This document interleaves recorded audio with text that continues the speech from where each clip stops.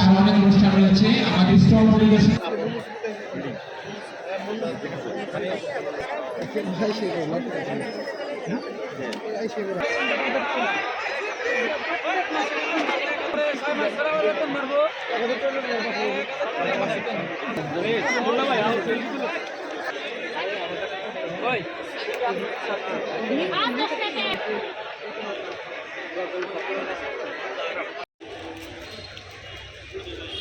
ঘুরে ফিরে দেখো যাতে কোনো বিশৃঙ্খলার সৃষ্টি না হয়।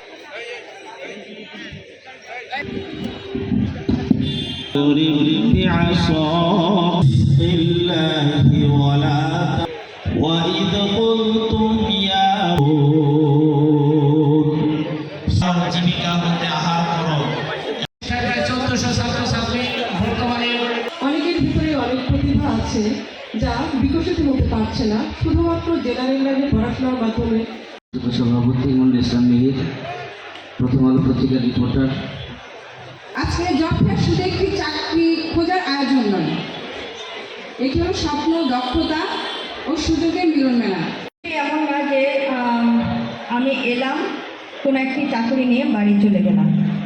আসলে আমাদের ছেলেমেয়েরা পড়াশোনা শেষ করে তারা চাকরির খোঁজ করে এবং একই সাথে আমাদের কোম্পানিগুলো যারা চাকরি দিতে আগ্রহী, যাদের জনবল প্রয়োজন, তারা একজন দক্ষ জনশক্তির খোঁজ করে।